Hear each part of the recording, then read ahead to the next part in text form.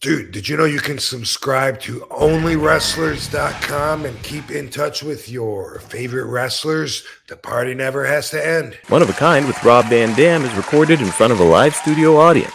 This week's episode of One of a Kind with RVD is presented by Get Blitzed, and you can get 15% off your order when you head to get-blitzed.com and use promo code RVD. Get 15% off. I go, dude, I'm live every time I go to the ring, and walked away from him. People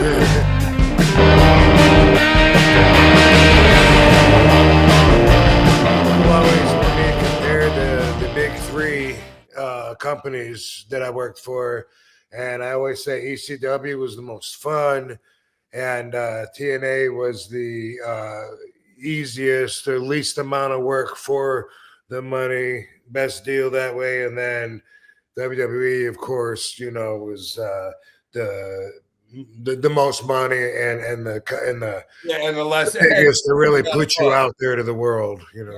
Yeah. Dude, that's what killed me in the business when we would, because we know each time that we're there. I was there when Sabu jumped off the Raw sign, which was like early in the 90s or whatever. Mm-hmm. And then we get up into 96, 97, and you know it's not going to be what we think it's going to be or whatever like that.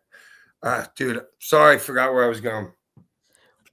We're talking about he was talking about Universal Studios and like how it was just a different vibe. The most fun. Oh yeah, that's where I was going, dude. I love the business until I had to go deal with WWE. Yeah, dude, I love the business. Freaking, I lived it. Freaking 24/7, dude. A week there, I'm ready to kill myself. Dude, if I didn't have a couple of my boys with me, see, you got to understand something. Freaking, there's guys when we come in, they know their job's on the line right there. Right. You know what I mean? So it's not all kumbaya and everything like that. You know what I mean? Me and Sabu, we would find a stairwell. Swear to God, we would find a stairwell to go dress under. The locker rooms, since the boys got screwed up so many of the professional teams' locker rooms, there's other locker rooms that they use. Dude, there's 100 guys on there, and when you're on Raw, there's 100 dudes that they fly in for that show. I've counted them. Pay-per-views, 120 dudes are there, and they're using like 30 of them. Wow. Yeah, so you just hate you. I can't be in that locker room stepping all over this and shit like that, and everybody's lying to you. You can't believe a word anybody's saying.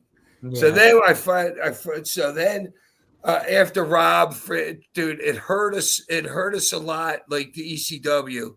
Well, maybe not hurt us a lot, but it made shit go faster when Rob and Sabu got the marijuana shit go, you know what I mean? Mm-hmm. That put a fucking bump in our fucking road. You know what I mean? I don't think our road was that much further after that anyway. But yes, that was a big fucking speed bump that we had to get over. Next thing you know, shows got the belt. I'm wrestling the show fucking in the main event like the next weekend and shit. And so once that happened, and fucking and then they moved me to Raw. So Here, I'll tell you the story. So Mark Carano calls me.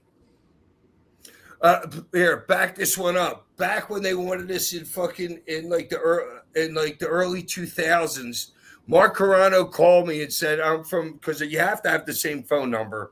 I've had the same phone number since 1994. You can't change it in this business. You know what I mean? Right. Mark Carano called me and he says, WWE wants me. I'm like, dude, I don't know who the fuck you are. Hung up on him again. Hung up on him. He calls me right back. And fucking, he's like, no, Sandman. I work for fucking Vince. Yeah. And I was like, yeah, okay. I got to talk to somebody. I called Dreamer, and Dreamer's like, yeah. Fuck Carano. What? So I was shocked. So they go into the story. All that shit, the pot smoking shit happens with Robin and Sabu, and that hurt us some. So right then, pot carrying. Whatever it was.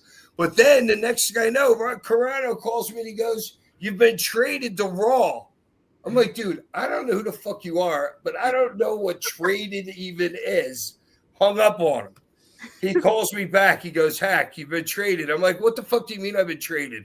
I didn't know that they did this like draft thing. Or he said I've been drafted, not traded. Did they close ECW? I then, didn't or even not? know it happened. And he's Was like, that no, when they won't show ECW Raw was tomorrow. folded? Huh?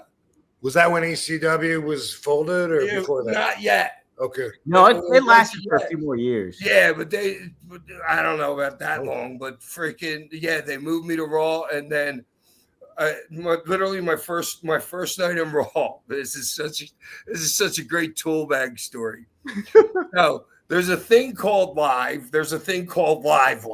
You know what I mean, Rob? And so ECW, we're on our other channel, whatever the channel is, freaking But what's his name comes up to me, The Miz.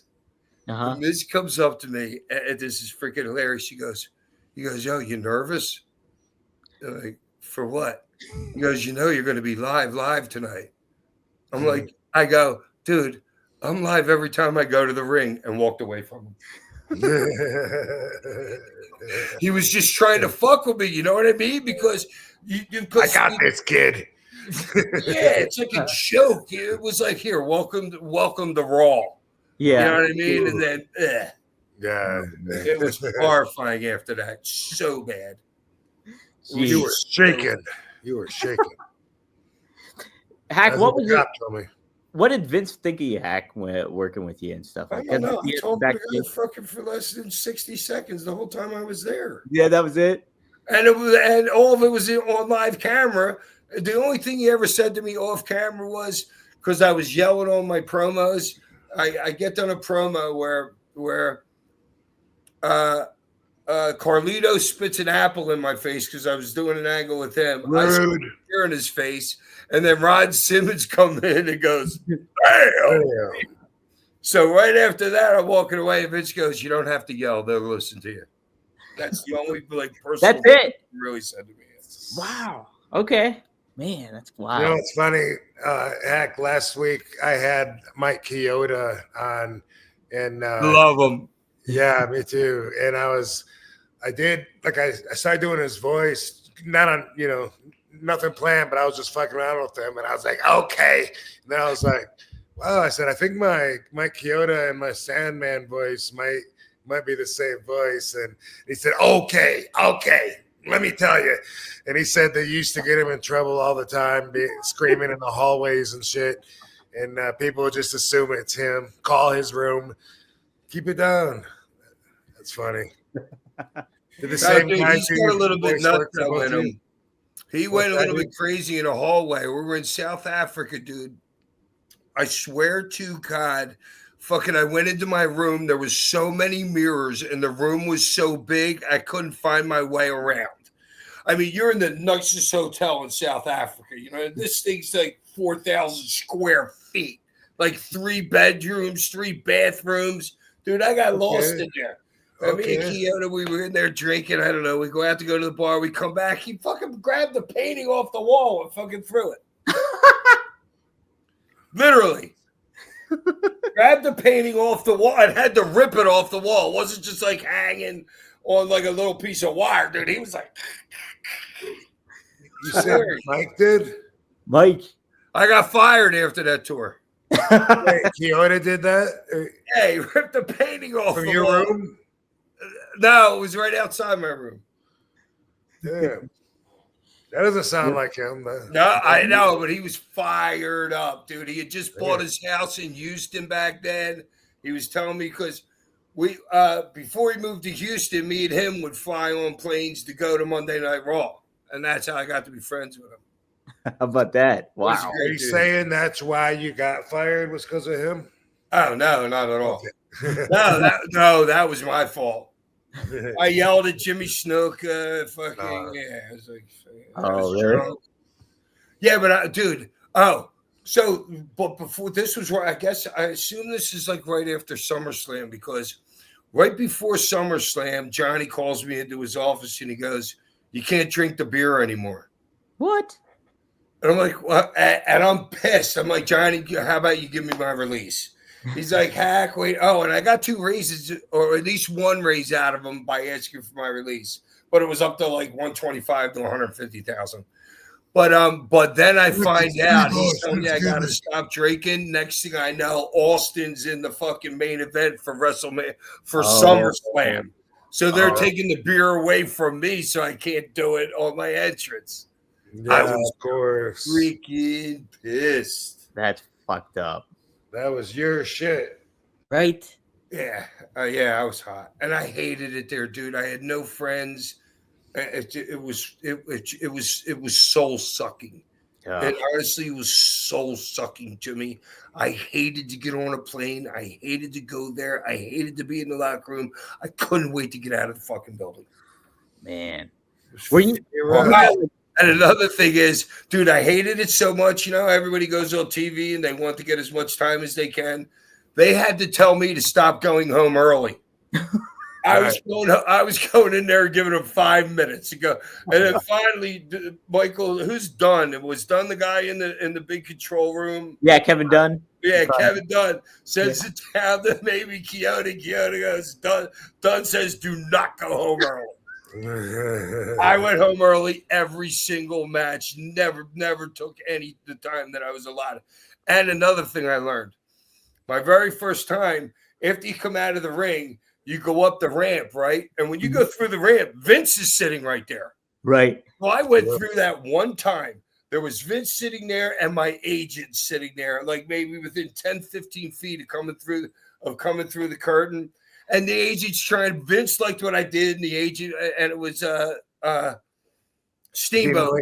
I think it was Steamboat. And Steamboat's trying to like take credit. I didn't do a thing he said to do as my agent, you know what I mean? So I did that once. Every other match, I always had my out.